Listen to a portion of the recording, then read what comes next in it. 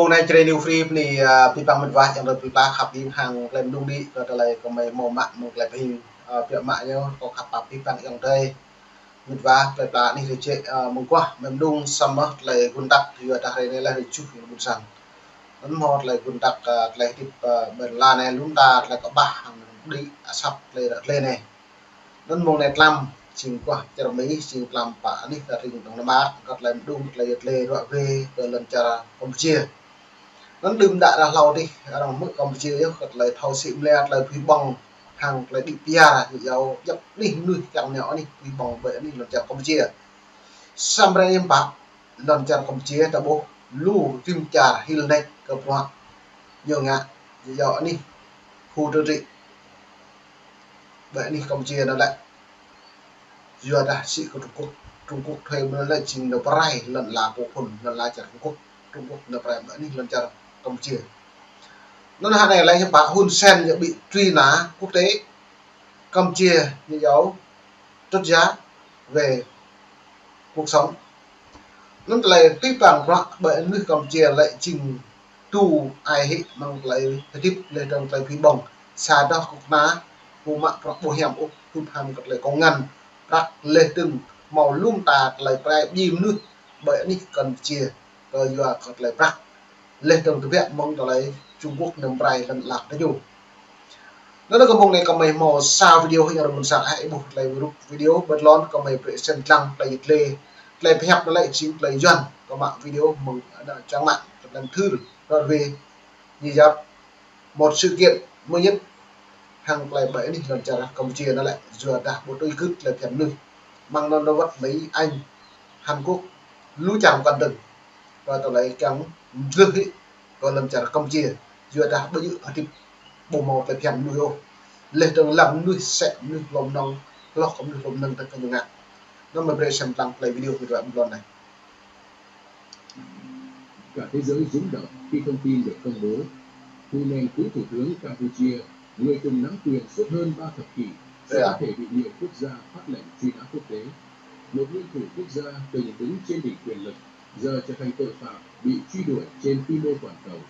Đây không chỉ là sự kiện chấn động Đông Nam Á mà là tiền lệ chưa từng có trong lịch sử hiện đại khu vực. Một lãnh đạo quốc gia bị cáo buộc trực tiếp dính líu đến mạng lưới tội phạm xuyên biên giới, ngay trong khi chính ông ta từng tuyên bố đưa Campuchia ra khỏi bóng tối. Mọi chuyện bắt đầu khi Mỹ, Anh, Thái Lan, Hàn Quốc và Liên minh châu Âu đồng loạt phát động chiến dịch truy quét các tổ chức tội phạm xuyên quốc gia đặt căn cứ tại Campuchia, nơi được mệnh danh là thủ đô scam của thế giới. Trong khi điều tra, bất ngờ tên Hun Sen xuất hiện trong danh sách các cá nhân bị điều tra hình sự. Báo cáo của Liên minh Tài chính Quốc tế chỉ rõ nhiều đường dây rửa tiền, lừa đảo tiền điện tử và buôn người hoạt động tại Sihanouk Village, Phnom Penh và Công đều có sự hậu thuẫn chính trị ở cấp cao nhất. Những bằng chứng thu thập được từ dữ liệu blockchain, hệ thống ngân hàng rộng và lời khai của các nghi phạm trọng yếu đã khiến mọi giả thuyết trở thành sự thật. Trên chùm lừa đảo quốc tế, người điều hành Prince Holding Group khi bị dẫn độ về Mỹ đã khai nhận rằng các dự án đầu tư, khu phức hợp casino và trung tâm thương mại tại Campuchia đều có bảo kê chính trị từ những nhân vật cấp cao. Đã bổ pin bằng do mong anh đi gặp con casino đấy có là Brian nắm được vậy. Đồng thời trên mạng cũng lô truyền tấm ảnh ông Hun Sen chụp với tên trùm lừa đảo, cười rạng rỡ và tay bắt mắt mừng, khiến dư luận sục sôi hơn bao giờ hết. Các chuyên gia điều tra Mỹ, Anh xác định một phần dòng tiền lừa đảo hàng chục tỷ đô la Mỹ đã được rửa sạch thông qua các quỹ đầu tư, ngân hàng và doanh nghiệp do thân tín của Hun Sen điều hành. Từ đó, chuỗi liên kết dẫn thẳng đến các tài khoản ẩn danh tại Singapore, Dubai, London với hàng Singapore, Dubai, London mang danh nghĩa còn là còn ngăn đặt những chưa đồng đoạn. Không còn nghi ngờ nào nữa. Campuchia không chỉ dung túng mà còn nuôi dưỡng tội phạm tài chính toàn cầu. Điều khiến cộng đồng quốc tế phẫn nộ là ở chỗ người đứng đầu nhà nước. Giờ nó mất một vài những buồn sang là lại tiếp nuôi ta lại này bố lại vừa mong cắt lại công ngăn mong lại bắt đặt cắt lại dìm nuôi lên trong nhà luôn ta cắt lại sọ lên trong bờ thọc rắn ô cắt bẹt cắt mong bắt hàng lại hem lặng vừa hàng lại công ngăn vừa hàng lại bắt lên thằng yuang là prak nó mất một lực làm trả yuang là prak nó mất đi làm trả xong rồi này là bộ ấy này làm trả cầm chia bằng này là bộ rim trả này lại là bộ cảng cầm chia phun sen hôm nay có dạo phượng có lấy tôi một mạc nó trả đâu vừa đặt lần trả như này lại prime nuôi lần trả này mò bao đấy dùng plug bao nhiêu plug sao Việt Nam cũng chắc không giờ em nuôi lên nào ông đi trả lại cái như nó như xem mạng lên từng chồng tiền là lúc tao ta chẳng chụp bạn này đi lên bờ quán casino bây anh đi cầm chiếu một rồi xong tội bốc lắc tạ tên ở đây bạn nã buôn sang phun bởi anh đi cầm chiếu lên một lần một là quý bỏ đi kéo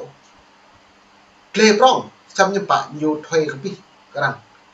lên đồng vật binh nuôi linh hắn mút mà rồi đây bởi anh đi cầm chiếu để chìm bộ mỏng nuôi bộ kẹt cái ô nhưng bạn đi khu tiêu trị làm tác giả này đó anh đi khu tiêu trị bởi anh đi cầm chiếu là lại nhưng bạn bây giờ xa anh đi khu tiêu trị sao biết ô lưu anh đi còn đừng hắn này là ăn độ truy lùng có đi tam giác vàng này khu tiêu trị anh đi cầm chiếu hắn này là cái đang chứ này một chùa bộ đi này tụ ba bộ đi đừng làm cho tôi em tôi làm đi cái là nhiều đập nuôi anh đi cái là nhiều bọc con casino đi cái nhiều lư tình đi lư trà này cái nèo trà như nó đây nhưng mà đà màu bạc đâu màu bạc như xị bộ đây cái đà cái bộ cái đà lên từ trần nuôi cái này như vậy nhiều previa bọc kèm pia mà như là bây giờ nó như làm nuôi bộ màu này đủ dọa chỉ làm trà như giàu địa ngục dân gian bởi đi không chia nó làm tạm tạm tí bạc dòng đây bà là mua năm rồi đi bạc đi nào và đi đổ đi thâu lên từng cái này có mà lên từng hàng này bởi đi như dấu có là và quay Việt Nam hàng Campuchia rồi bà đi Lâm Đồng về tại rằng vừa làm 10 năm rồi tôi phương hướng Trung Quốc lại nhiều kém nhiều một cái chạy nhiều tùy cái biết anh đi Campuchia Lào Việt Nam có lại nhiều kém nhạc công ty bọc công ty lên là lùm nuôi xịn nuôi một lần đó là lùm nuôi là buồn sàng vật doan vật rai vật trình chơi đẹp là hư so sao lưới cọc rộng như giáo việc nhẹ lưới cao từ ta thằng bộ có cọc rộng ngắt nó lại có nằm mỡ đằng lệ lại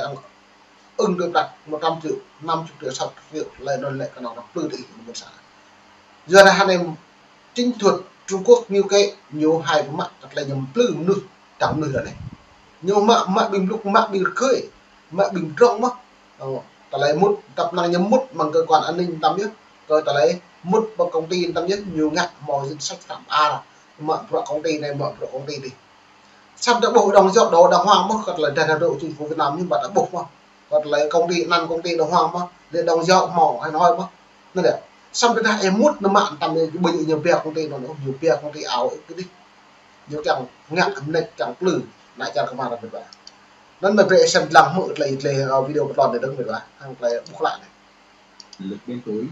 nơi chính trị và tội phạm hòa là một và cũng là khởi đầu cho thời kỳ mà công lý không còn biên giới. đây là nếu như phần lớn các nước phương Tây tập trung vào việc phong tỏa tài sản đóng băng dòng tiền của mạng lưới tội phạm do Hunen bảo kê thì Thái Lan lại chọn cách trực diện hơn truy bắt người của ông ta. Chỉ trong chưa đầy một tuần sau khi Interpol phát lệnh đổ, Bangkok đã trở thành trung tâm hành động nhanh nhất Đông Nam Á. đây cái chạm bé đi đồng mà Bangkok nó mừng các đơn vị đặc nhiệm Thái Lan vốn nổi tiếng kỷ luật và sắc lệnh đồng loạt mở chiến dịch truy quét nhắm vào con rể, cháu trai và hàng loạt quan chức thân tín của cựu thủ tướng Campuchia. Trong nhóm đó có Hun To, cháu trai ruột của Hun En, người được xem là ngân khố di động của gia tộc họ Hun, quản lý chuỗi công ty Bình Phong đứng tên nước ngoài để luân chuyển tiền bạc. đây à Bên cạnh đó là Sokavadi Vichai, con rể Hunen phó tổng cục trưởng xin sát quốc gia Campuchia, cùng hai vệ sĩ mang thẻ an ninh đặc biệt. Thực tế, Thái Lan không hành động vì nghĩa vụ quốc tế đơn thuần, họ làm vì nỗi đau của chính mình. Trong suốt 5 năm qua, Bangkok đã trở thành điểm trung chuyển của các nạn nhân bị lừa sang Campuchia, làm việc trong những nhà tù kỹ thuật số. đây là Hàng ngàn gia đình Thái Lan có người mất tích. Câu nói ấy lập tức được lan truyền khắp mạng xã hội, trở thành biểu tượng của giờ cái dòng đẹp làm việc và tạo bộ kịp bằng pro rẻ ra này lại tạo bộ này đây tốt này khả đa chả làm rong đó mà nhung plư đa lại là nhiều nguy nhiệt lệ mà vừa đa lại nuôi nó mà pro mak cái số you among lại mãi mọc này thì lại nhú rồi màu hạt là nó mút trả lời xong nó mút bằng bên đi không chia bây giờ mak pro kẹo không lấy nhú hạt cái nhú bẩn cần nhưng mak pro kẹo lấy cái nhú kít cái bằng pro pol mak pro nhú lừa đảo này nó mình lại cho nên chỉ là new free bên đi bằng dòng đây mình vào còn xong đi sẽ chạy một trong mình ta đi cất lấy hình cặp cái mong ta xem làm về thì thấu rằng mong này đặt bây giờ xa pro để úp cất lấy nhầm lừa mang lấy lừa đảo mang điện thoại đứng lên mang trăm người